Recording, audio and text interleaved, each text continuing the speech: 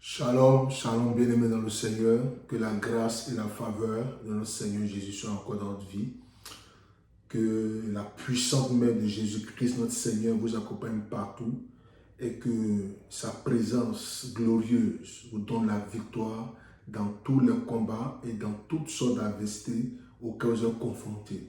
Alléluia. Je veux encore t'inviter, toi qui m'écoutes et toi qui es connecté, à ce culte, à ce moment important de connexion avec le Saint-Esprit, à pouvoir souscrire, à pouvoir partager, à pouvoir liker, c'est important. N'oublie pas de cliquer sur la cloche de notification afin de recevoir nos prochaines vidéos. Gloire à Dieu. Surtout, laisse-nous un commentaire, c'est important. Un commentaire afin que je puisse savoir ce que tu penses de nos vidéos, qu'est-ce que Dieu a pu faire pour toi. Dans le commentaire, dis-nous ce que Dieu a pu manifester comme gloire et mérite dans ta vie.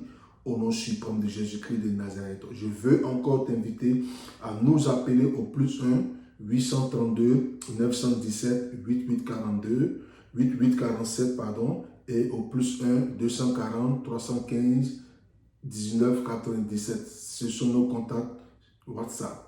N'oublie pas de nous suivre sur YouTube, sur Rumble, sur Instagram et sur TikTok. Alléluia.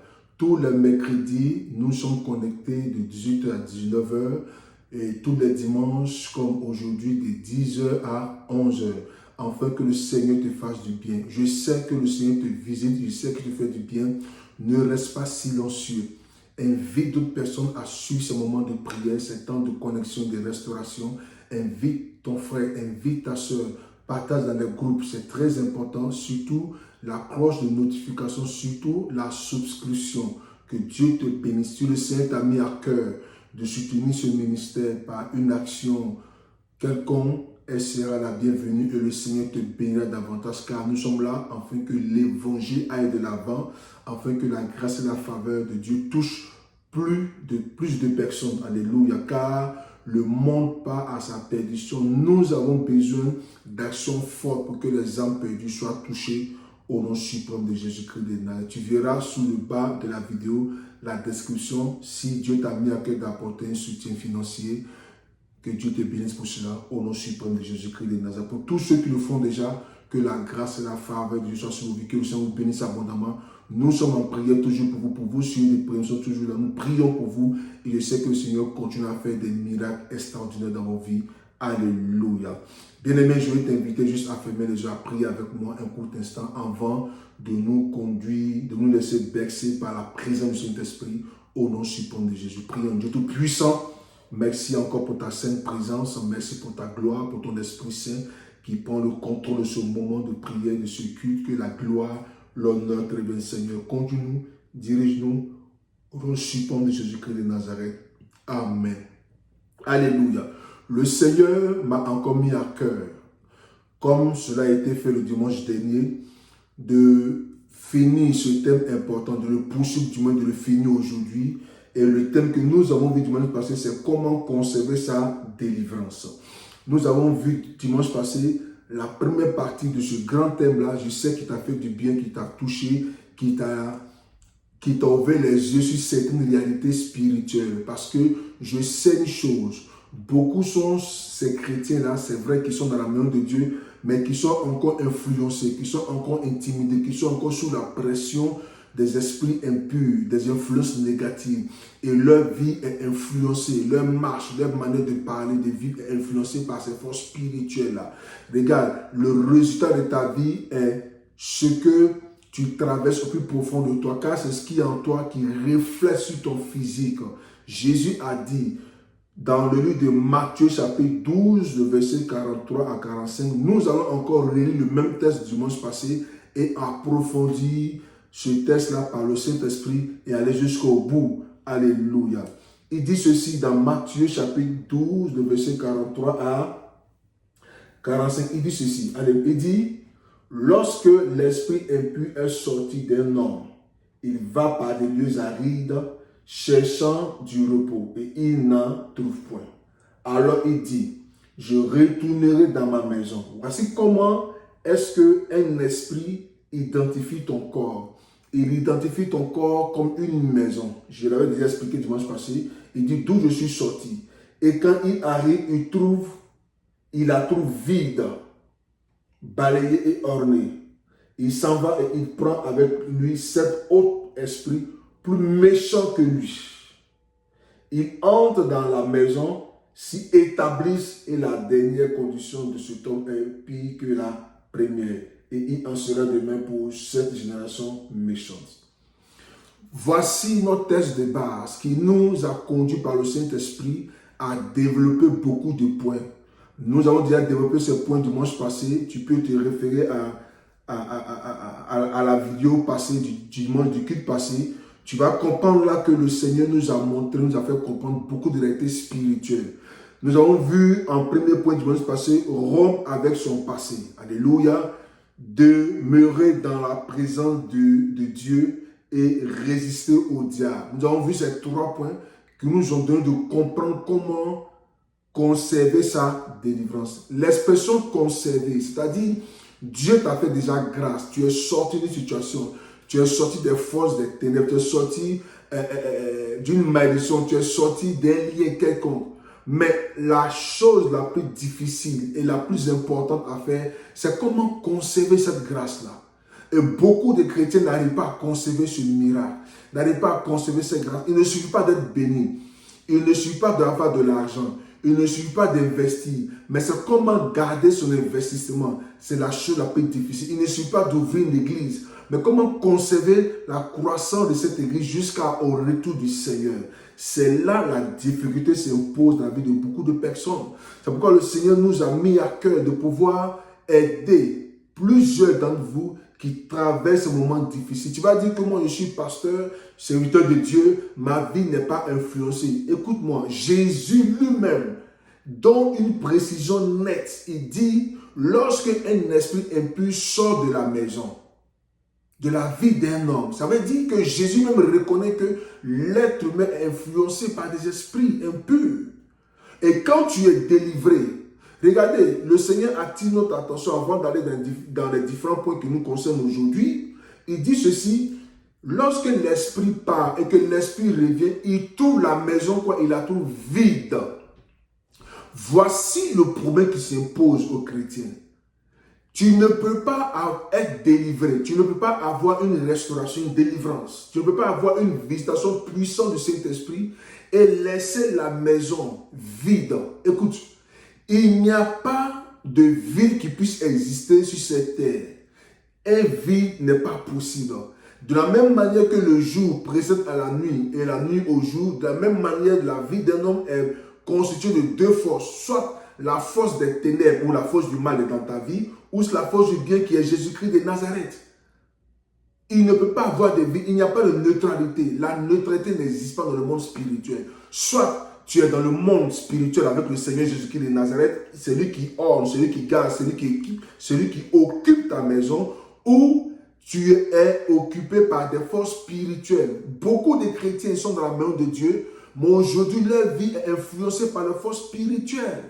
Alléluia. Tu vas chanter, tu vas même prophétiser, tu vas même crier, tu vas même tomber sous l'onction. Mais quand on va discerner, comprendre, fouiller en profondeur, ta vie est certainement influencée par des forces spirituelles. Et c'est dommage, c'est triste de constater cela dans l'église. Tu vois des hommes de Dieu, tu vois des chrétiens, tu vois des enfants de Dieu, mais leur vie est entachée quelque part par ces forces spirituelles. Parce que quand l'esprit est dans ta vie, on a vu dimanche passé les différentes sortes d'esprits, leur influence. Quand l'esprit est dans ta vie, il est tapis dans l'ombre. Les comportements que tu as, c'est ce que l'esprit a en toi qui se reflète sur ton comportement. Alléluia. C'est pourquoi tu dois conserver ta délivrance. Tu dois chercher et la conserver. Tu l'as eu, il faut la conserver. Alléluia. Nous allons aller aujourd'hui toucher un autre point important. Le 4e point que nous allons voir ici, c'est le point dénommé vivre dans la sanctification. Après résister au diable, le 4e point c'est vivre dans la sanctification. Tu ne peux pas vouloir conserver ta délivrance sans que tu ne vives dans la sanctification, bien-aimé. La sanctification, être saint, se mettre à part, Alléluia. Car les esprits impurs travaillent là où se trouve le péché. Parce que leur force, c'est le péché. La porte d'entrée dans la vie d'un individu, c'est par le péché. Tout sort de péché.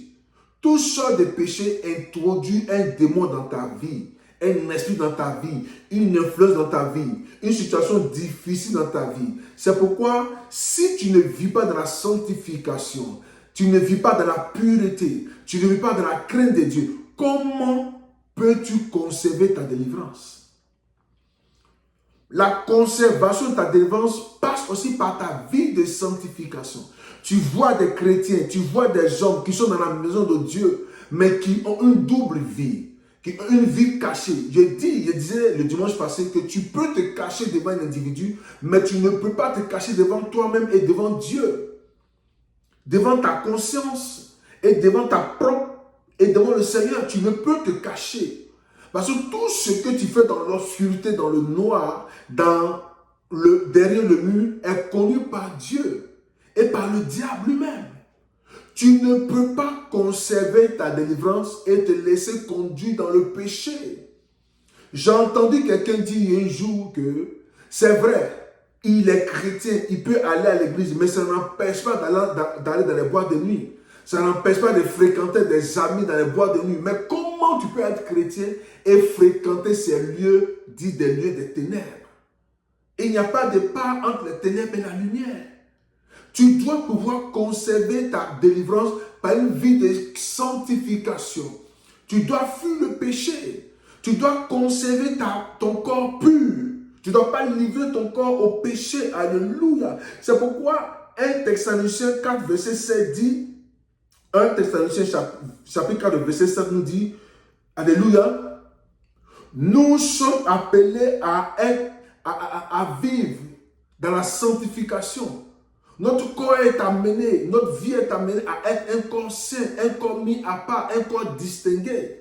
Car les esprits qui rôdent, qui cherchent à rentrer dans ta vie, regarde, quand un démon est chassé, qui va rôder, ne sachant où rester, il revient encore vers la maison, il revient vers ta personne. Il constate que cette personne-là est vide. En réalité, elle est vide parce que la présence de Dieu n'y est pas. Elle est vide parce que la grâce de Dieu, la sanctification n'y est pas. Quand la sanctification n'y est pas, l'esprit revient avec cet autre démon plus grand, plus méchant, plus puissant que lui. Tu dois fermer les portes autour de toi par ta vie de sanctification. Tu dois éviter de rester là où le péché t'appelle. Tu dois éviter de marcher avec des hommes ou des femmes qui te conduisent dans le péché. Tu dois éviter d'être connecté là où le péché t'influence. Écoute, la Bible dit fuyez le péché. Fuis le péché. Tu ne peux pas résister à l'impurité. Tu ne peux pas résister au péché du sexe. Il faut le fuir. Combien de fois peux-tu vouloir résister au péché du sexe si tu ne le fuis pas?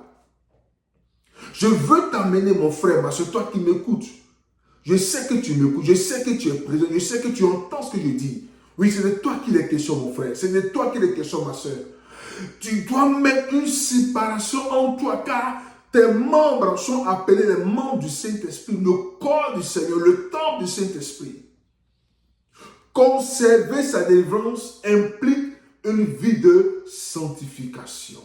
Sanctification dans ton langage. Sanctification dans ce qui sort de ta bouche. Sanctification dans ce que tes yeux voient. Qu'est-ce que tes yeux voient?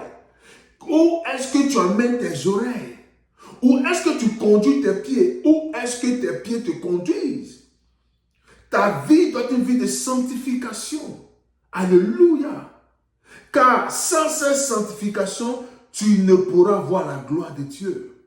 La Bible dit, sans la sanctification, nul ne peut voir la gloire du Seigneur. Conserver sa délivrance, c'est vivre dans une vie de sanctification. Alléluia. Tu dois sanctifier tes membres. Fuis le péché sur toutes ses formes. Fuis le mensonge sur toutes ses formes. De nos jours, Dieu cherche des hommes et des femmes capables de consacrer leur corps, de fuir le péché. Le péché, il est très subtil. Le péché, il est très subtil. Et c'est le péché qui t'éloigne de la gloire de Dieu. C'est le péché qui te sépare du Seigneur. Ne dis pas, le Seigneur me pardonnera. Il m'a toujours pardonné. Voici l'erreur que commettent beaucoup de chrétiens. Il n'y a jamais de péché sans conséquence. La Bible déclare que nos pères ont mangé les raisins verts et les dents des enfants ont été agacées. C'est-à-dire que tout péché a sa conséquence. Tout ce que tu vas s'aimer, tu vas le moissonner de ces jours. Le Seigneur, il est amour, il te pardonnera, mais tu en subiras les conséquences. Et certaines conséquences peuvent te conduire à la mort. Certaines conséquences peuvent te conduire à une perte de biens matériels ou à ce qu'une situation grave t'arrive. Pour éviter tout ça, pour conserver ta délivrance, il faut vivre dans la sanctification. Alléluia. Dis avec moi, la sanctification. C'est important. Dieu est Dieu d'amour, mais il faut vivre dans la sanctification. Il faut préserver ton corps dans la sanctification. Il faut fuir le péché sous toutes les formes, car Dieu résiste à tous ces gens qui vivent dans le péché.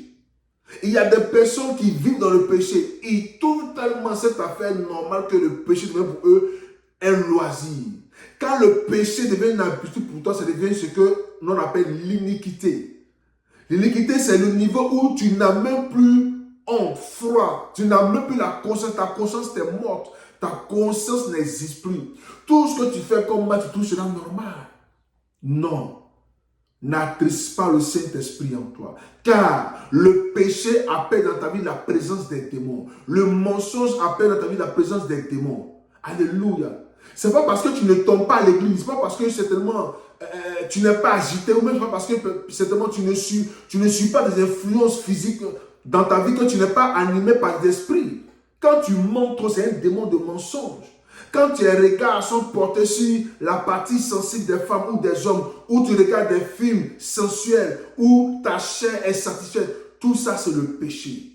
Là où ta chair te pousse et que tu es incapable d'en sortir, c'est le péché. Bien-aimé, vis dans la sanctification. Alléluia. Alléluia. Cela est très important pour toi. Gloire à Dieu. Le troisième, le cinquième point important que nous allons voir, c'est contrôle ta volonté. Il faut contrôler ta volonté. Pour conserver sa délivrance, il faut pouvoir contrôler sa volonté. Alléluia. Dieu a mis en nous le vouloir et le pouvoir. Alléluia. Nous appelons cela le libre arbitre. La décision que Dieu t'a donnée. Écoute, la décision qui est en toi, c'est le maillon essentiel de ta vie que Dieu ne contrôle pas. Dieu appelle cela le libre arbitre. Tu es libre de choisir ce que tu veux, de dire ce que tu veux, de penser ce que tu veux, d'aller où tu veux. C'est la vérité. Il faut contrôler ta volonté.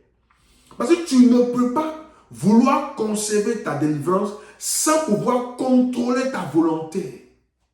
Alléluia. Bien-aimé, ce n'est pas tout ce qui brille, ou ce n'est pas tout ce qui est ouvert, tout ce qui est ouvert qui doit t'amener à y aller. Ce n'est pas là où il y a le bruit que tu dois partir. C'est pourquoi la Bible déclare ceci en Hébreux chapitre, lisons bien, 1 Corinthiens 6, verset 12.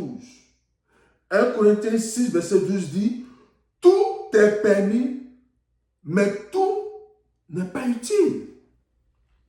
Tout est permis, mais tout n'est pas utile. Il t'est permis de faire ce que tu fais. C'est ton libre choix. C'est ta volonté. Il t'est permis, si tu veux, d'aller te lier à la prostituée, d'aller voler, d'aller mentir, d'aller faire des choses dans l'église. Si tu le veux, tu peux le faire. Mais est-ce que c'est nécessaire de le faire? Si tu veux conserver ta délivrance, il y a des choses que tu dois pouvoir comprendre. Il faut contrôler ta volonté. Souvent, tu as le désir d'aller dans des endroits, à des fêtes païennes, à des cérémonies. Tu as le désir, l'envie de faire des choses.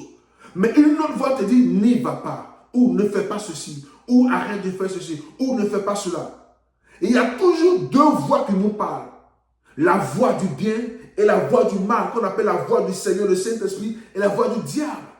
La même manière dont le diable est venu parler à l'oreille de Jésus-Christ, c'est de cette même manière que Satan te parle toujours. Il te parle par des pensées, il te parle par des affaires, par des situations autour de toi. L'esprit des ténèbres te parle toujours. Il va te montrer telle chose. Il va revenir avec toi dans ton passé. Il va te dire, mais avant tu étais ceci. Pourquoi tu acceptes ceci aujourd'hui? L'ennemi va toujours te conduire pour te faire comprendre que tu es sous son emprise. Mais tu dois contrôler ta volonté.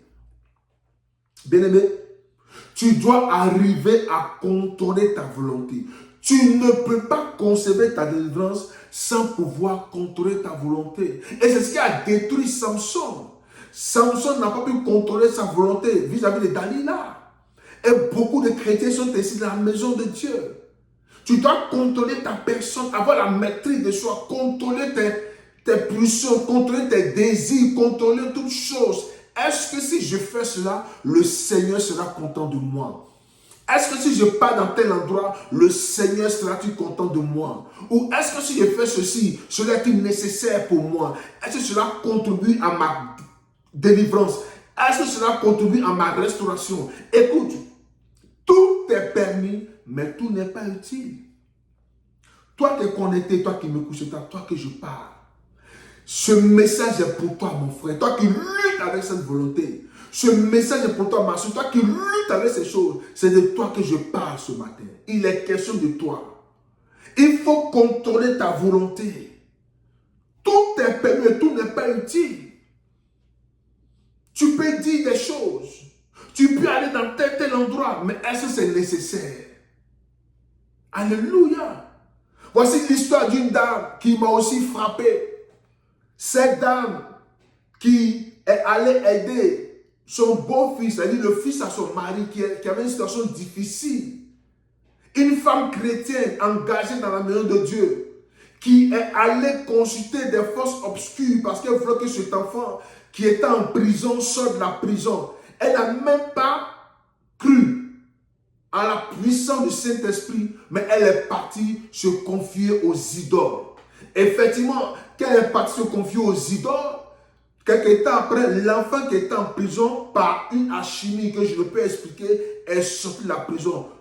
Ses amis avec qui il était en prison purgent la peine de près de 25 ans. Mais lui, il est sorti. Mais regarde, des années après, cette même femme aujourd'hui pleure parce que cet enfant qu'elle a aidé est aujourd'hui son cauchemar. Et aujourd'hui, le problème angulaire qu'elle a dans sa vie. Regarde, tout est permis, tout n'est pas utile. Tu dois contrôler ta volonté. Tu dois te maîtriser devant les situations, devant le péché, il faut te contrôler. Si tu as une faiblesse vis-à-vis de quelque chose, fais-toi aider. Si tu as un penchant vers la mode, vers les bijoux, vers les choses de luxe, il faut te contrôler. Je ne suis pas contre la bénédiction. Je suis pour la bénédiction, mais je suis pour le contrôle de ta personne. C'est très important. Si tu arrives à te contrôler dans le Seigneur, tu ne donneras pas accès aux démons, au diable dans ta vie et tu pourras contrôler toutes choses au nom suprême de Jésus-Christ de Nazareth. Il faut te contrôler. Contrôle ta volonté. Contrôle ta personne. Contrôle ton langage. Tout est permis, mais tout n'est pas utile. Tu veux conserver ta délivrance? Il faut contrôler ta volonté. Bien-aimé, contrôle ta volonté. C'est important. Fais le constat de ta vie aujourd'hui. Fais l'analyse de ta vie que tu as. Il faut contrôler ces choses, sinon ces choses vont t'engloutir. Ces esprits qui ont été chassés par la prière ou par le jeûne ou par un moment d'intimité avec le Seigneur. Si tu n'arrives pas à te contrôler, ces mêmes esprits reviendront et ta situation, la situation de ta maison, de ta famille, sera encore plus difficile encore. Il faut pouvoir te contrôler. Alléluia. Si tu n'arrives pas à te contrôler, cherche la prière. Cherche à être constamment dans la présence de Dieu. Demande au Saint-Esprit de t'aider à contrôler ton langage, à contrôler ta personne, à contrôler tes pensées, à contrôler toute chose qui est en toi, il faut avoir la maîtrise de tes actions. Car Jésus a été confronté au diable. Le Seigneur a eu ce qu'on appelle le contrôle de sa volonté. Il n'a pas livré sa volonté au péché. Il n'a pas livré sa personne à tout ce que Satan lui présentait. Effectivement, Satan lui a présenté la gloire. Et c'est comme ça, beaucoup de chrétiens, le diable leur présente la gloire, mais sans pouvoir se contrôler, ils vont signer des pactes, ils vont rentrer dans des choses. Aujourd'hui, quand je vois certains chants qui se disent chants chrétiens, qui vont signer des pactes avec le diable pour avoir le succès, abomination de toutes sortes d'abominations. Comment peux-tu chanter le Dieu puissant? Comment peux-tu chanter Jésus de Nazareth, le Dieu vivant, et aller baptiser avec le diable? Qui crois-tu tromper, bien-aimé? Qui crois-tu tromper, ma soeur? Qui crois-tu tromper? Tu ne peux pas servir Dieu et servir Baal. Tu ne peux pas servir Dieu et servir maman. Ces choses ne vont pas ensemble. Ça ne marche pas ensemble. Il faut contrôler ta volonté. Tu cherches à conserver ta délivrance. Il faut contrôler ta volonté, ma soeur. Tout est permis, mais tout n'est pas utile. Ce n'est pas nécessaire de faire ce que tu fais. Est-ce que Jésus, il trouve sa gloire? Alléluia. Est-ce que Jésus trouve sa gloire? Chrétien, est-ce que Jésus, il trouve sa gloire? Ta vie est liée au matériel. C'est aussi une sorte d'influence des démons. Il faut avoir le contrôle. Il faut avoir le contrôle du matériel. Parce qu'aujourd'hui, tu n'as pas l'argent, tu es malade. Ou parce qu'aujourd'hui, tu es dans une situation de manquement, tu es malade, tu passes à gémir, à crier, à maudire Dieu. Il faut contrôler ta volonté, bien-aimé. Car celui qui n'arrive pas à contrôler sa volonté laisse l'accès à l'ennemi. Et Satan vient encore prendre place dans ta vie. Il a dit à Jésus, si tu m'adores, je te donnerai ce royaume. Tout ce royaume, parce que cela m'a été donné. Jésus a dit, jamais tu n'adoreras l'éternel Dieu seul. Jésus-Christ a contrôlé sa volonté. Il faut contrôler ta volonté. Tu vois que tel frère te donne des pensées et ton corps n'est pas tranquille. Fuis, ma soeur, contrôle-toi et pars. Ma soeur, tu vois tel frère et ton cœur, ton esprit n'est pas tranquille. Contrôle-toi et fuis. C'est en cela que la délivrance et la restauration restera permanente dans ta vie. Car la marche avec Jésus, je dis bien, la marche avec Jésus, c'est un processus. C'est un processus. C'est toute une étape. C'est un processus. C'est étape par étape. C'est étape par étape. La vie chrétienne est un chemin que nous empruntons. Et sur ce chemin, il y a beaucoup d'embûches, il y a beaucoup de difficultés, il y a beaucoup d'opposition. Il faut contrôler ta volonté, mon frère. Il faut contrôler ta personne. Si tu n'arrives pas à te contrôler, tu tomberas plus bas qu'avant. Mais je refuse que l'ennemi te contrôle. Je refuse que ta volonté soit contrôlée. Je refuse que ta vie soit contrôlée par les forces des ténèbres au nom suprême de Jésus-Christ de Nazareth. Alléluia. Alléluia. Bien-aimé, ne donne pas accès au diable. Ne donne pas accès à l'ennemi. La seule manière de pouvoir conserver sa délivrance, il faut pouvoir contrôler sa volonté. Gloire à Dieu. Car, je dis bien car, si tu ne contrôles pas ta volonté, c'est l'ennemi, Satan qui contrôlera ta vie. Et si ta vie est contrôlée par ces démons qui sont chassés, qui sont revenus, ta situation sera pire qu'avant. Alléluia. Le dernier point, il faut veiller et prier. Il faut veiller et prier, bien-aimé. Alléluia. Donne-moi une seconde, s'il te plaît. Il faut veiller et prier. Alléluia. Tu dois veiller et prier. La gloire de l'Éternel doit être permanemment dans ta vie. Il faut veiller et prier. Pourquoi? Pourquoi veiller et pourquoi prier? Pourquoi Jésus dit veille d'abord et pourquoi il met dessus il faut prier? Tu peux veiller et tu peux ne pas prier.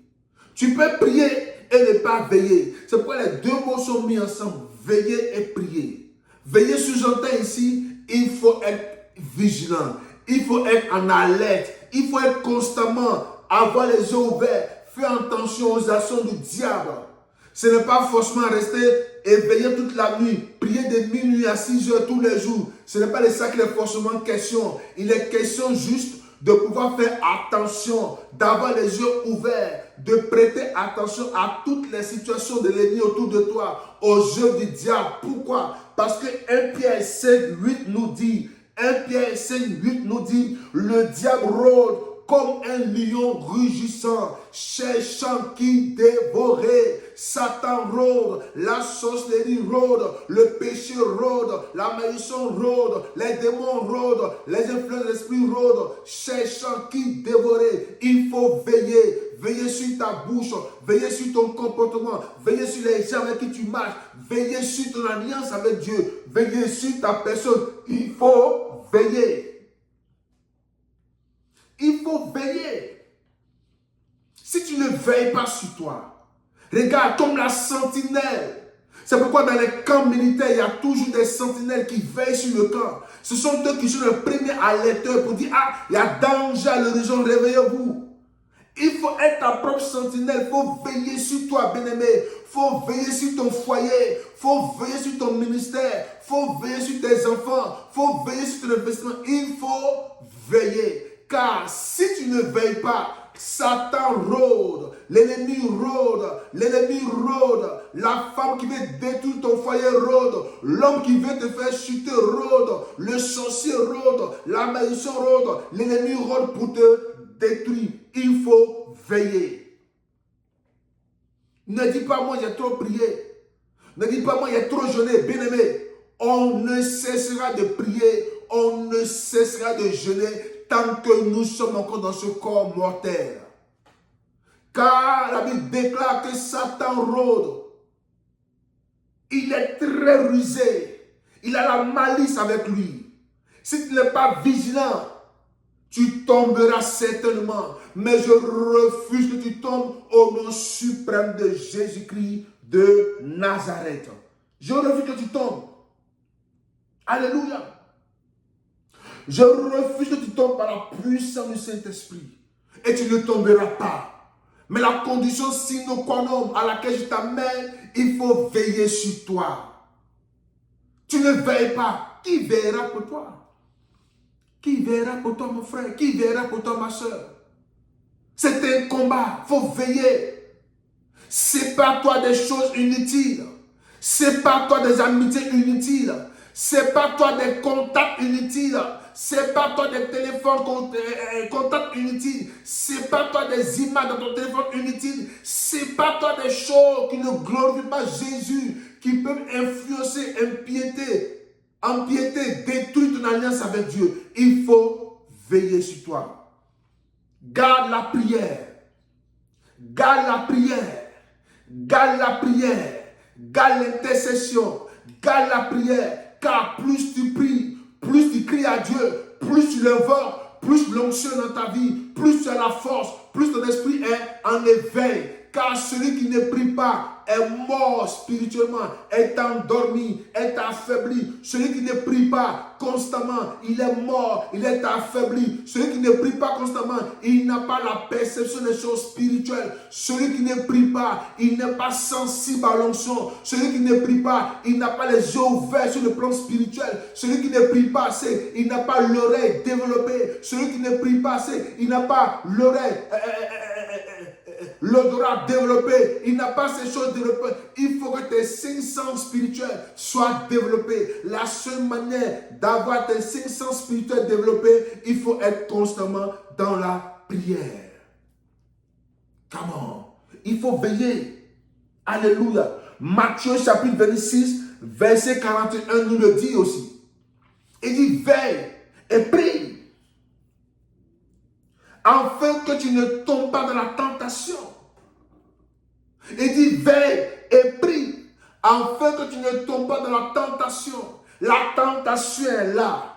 Ce n'est pas parce qu'on a prié pour toi aujourd'hui que tu te sens libéré, que tu vas vaquer à faire n'importe quoi. Il faut conserver cette délivrance. Il faut la conserver, bien-aimé.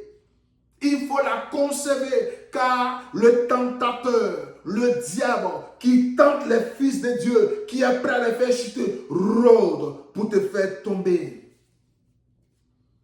Tu dois veiller, prier, car le tentateur est toujours présent autour de toi. Alléluia. Alléluia. C'est important. C'est important. Comment tu peux conserver ta délivrance? Toi qui m'écoutes, et je parle de toi, mon frère, ma soeur. Tu peux y arriver. Ne dis pas apôtre, mais c'est impossible. Tu peux y arriver. Il suffit que tu le veuilles, bien-aimé. Il suffit que tu le désires. Jésus a dit, je suis venu mettre la séparation entre la mère et le fils, entre la mère et la fille, le père et le fils, entre l'âme et l'esprit. Il y a des séparations qui sont nécessaires pour que ton âme aille au paradis, pour que tu sois sauvé. Il faut veiller, car le tentateur est toujours prêt à pouvoir te faire tomber. Il va te faire tomber peut-être par des images obscènes, même par des choses de la télévision. Il faut veiller, prier, afin que tu ne puisses pas tomber. Alléluia.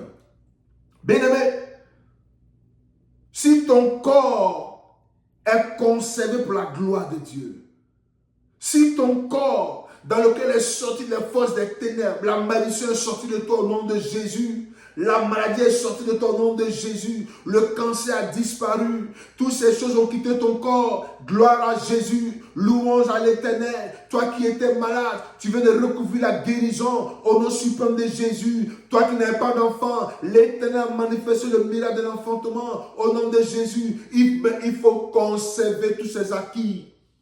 Il faut conserver tous ces acquis. Si tu n'arrives pas à les conserver, l'ennemi te mettra à terre et tu ne pourras pas avoir la victoire. Il faut conserver cela. Car 1 Corinthiens 6, 15, le verset 16 nous dit, 1 Corinthiens chapitre 6, verset 15 à 16 dit, celui qui va vers la prostituée, celui qui va se lier à la prostituée fait un avec la prostituée.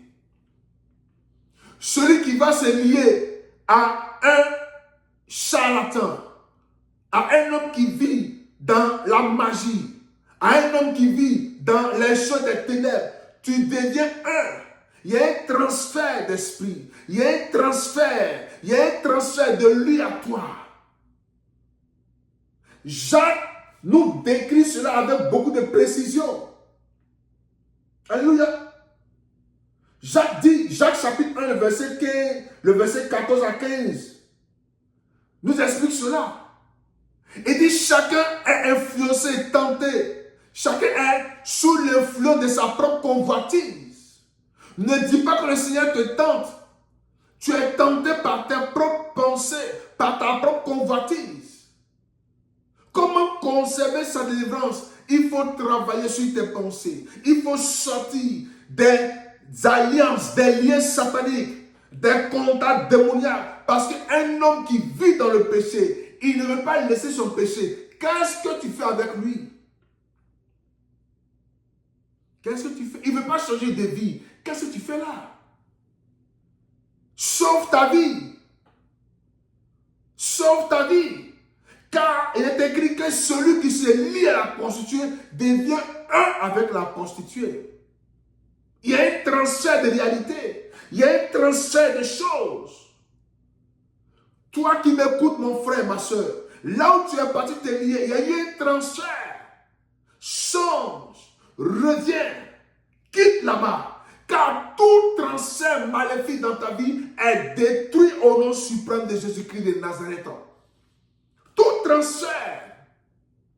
Écoute, tu as eu des relations avec des hommes dans le passé ou des femmes dans le passé.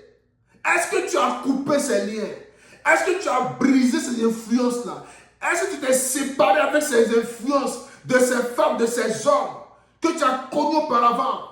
Parce que si tu n'as pas fait, tu auras toujours l'influence de ces choses dans ta vie quelque part ou dans la vie de tes enfants. Il faut couper avec cela au nom suprême de Jésus-Christ de Nazareth. Je déclare que ces liens, ces alliances-là soient coupées dans le nom suprême de Jésus. Car Jésus dit que si un démon est chassé, il reviendra. S'il trouve la maison vide, ornée, il va venir l'occuper avec 7 autres démons plus puissants. Je refuse que ta vie passée t'influence. Je refuse que les hommes, les femmes que tu as connus auparavant, leurs influences soient encore dans ta vie. Dans ta vie, je refuse, je détruis cela au nom suprême de Jésus-Christ de Nazareth. Les choses doivent changer, mon frère. Les choses doivent pouvoir changer par la gloire de l'Éternel. Alléluia. Ça doit changer, bien-aimé. Pourquoi tu es chrétien et tu te sens encore influencé par ton passé? Pourquoi tu es chrétien et tu te sens encore influencé par l'homme que tu as connu auparavant ou par la femme que tu as connue? C'est que tu n'es pas encore délivré, mon frère. Tu n'es pas encore délivré. Tu es chrétien et puis ta vie de luxe d'avant t'influence. Tu es chrétien, tu es converti et ta vie passée t'influence encore. C'est que tu n'es pas converti, tu n'es pas délivré. Je déclare que ta délivrance soit totale au nom suprême de Jésus-Christ de Nazareth. Bien-aimé, comment peux-tu conserver ta délivrance si toi-même tu n'es pas résolu et révolté à sortir de ces choses-là? Je t'invite à prendre cette décision. Je t'invite. Ce n'est pas une affaire de Jésus. Une affaire de Dieu va se révéler à toi. Le Seigneur te parle présentement. Tout dépend de toi. La conservation de ces acquis de ta délivrance dépend de toi. Jésus t'a déjà tout donné, car il dit tout est accompli. Mais l'accomplissement de toutes ces choses doit être conservé par toi-même, par ton attitude, par ta manière de te comporter, de voir la vie chrétienne. Alléluia. Tout dépend de toi. Retiens dans ton esprit que le temps est arrivé, afin que ces influences quittent ta vie au nom suprême de Jésus. Je déclare, je proclame maintenant, Dieu me met à cœur d'avoir 3 points de prière avec toi. Pendant que tu m'écoutes, je veux simplement que tu fermes les yeux là où tu es. Ou si tu ne peux pas fermer les yeux, tu pries avec moi. Mets juste ta main sur ton cœur ou sur ta tête, ça dépend de toi. Je veux relâcher cette première prière afin que l'influence des pensées mauvaises, des pensées sadiques, sataniques, qui te conduisent à pouvoir rétrograder, à retomber dans les choses anciennes, te libère. C'est pourquoi je déclare maintenant, au nom suprême de Jésus, que toute influence des pensées du diable qui influence ta maison, qui influence ta vie, qui influence tes projets, te libère au nom suprême de Jésus-Christ de Nazareth. Je te libère de toutes les pensées impures, pensées mauvaises, pensées démoniaques, pensées diaboliques. Je te libère au nom suprême de Jésus-Christ de Nazareth, de toutes ces pensées sataniques. Au nom suprême de Jésus. Alléluia. Le deuxième point de prière, c'est sortir des faiblesses répétitives. Le deuxième point de prière, tu dois sortir des faiblesses répétitives. C'est-à-dire, tu es toujours constamment en train de faiblir. Tu ne peux pas résister, tu es toujours en train de chuter, retomber dans les faiblesses répétitives. Je déclare que tout démon, tout esprit qui te pousse à retomber dans les mêmes choses, dans ces faiblesses-là, te libère au nom suprême de Jésus. Dis amen là où tu es et reçois la délivrance maintenant. Au nom de Jésus. Ce deuxième point de prière, il dit, toute faiblesse qui t'amène à tomber dans le péché répétitif, te libère, te libère, te libère au nom suprême de Jésus-Christ de Nazareth. Le troisième point, je proclame maintenant la restauration dans ta vie. La restauration à tous les niveaux, restauration spirituelle, financière, matérielle, sociale, sentimentale, émotionnelle, la restauration à tous les niveaux. Je déclare à ma qualité d'homme de Dieu la restauration dans ta vie, dans ton ministère, dans tes projets, dans ton foyer. Restauration au nom suprême de Jésus. Que la mort disparaisse, que la vie apparaisse, que la mort quitte et que la vie apparaisse au nom suprême de Jésus-Christ de Nazareth. Sois béni, bien-aimé, de là où tu es. Je déclare que tu es béni. Je déclare que ta délivrance soit jamais conservée. Que le Seigneur te donne les armes nécessaires, l'atout nécessaire, l'onction qu'il faut pour que ta délivrance soit une délivrance conservée. Tous ceux qui t'emmèneront à chuter, à sortir du plan de Dieu, Jésus, loin de toi, au nom suprême de Jésus-Christ de Nazareth. Tu es libre mon frère, tu es libre ma soeur, tu es libre maintenant. Je détruis les liens, je les brise maintenant dans ta vie, au nom suprême de Jésus. Comment conserver sa délivrance? Que la grâce, que la faveur de l'Éternel soit dans ta vie, que l'onction t'accompagne tout au long de ces semaines de ta marche avec Dieu. Reste en même béni. N'oublie pas de partager cela au maximum. Invite des gens, envoie cette vidéo à tous ceux que tu connais, ce direct-là. Invite-les à regarder, car plusieurs en ont besoin. Seulement évangélise en envoyant ces vidéos partout où tu peux envoyer. Alléluia. Que la grâce et la faveur soient dans ta vie. Nous sommes encore connectés dimanche prochain, de 10h à 11h. Alléluia. Mercredi, Dieu nous fera grâce encore avec une révélation puissante de la parole de Dieu. Mercredi de 18h à 19h, heure de Houston, Texas. Gloire à Jésus dans ta vie. Sois béni au nom suprême de Jésus-Christ de Nazareth. Shalom à toi.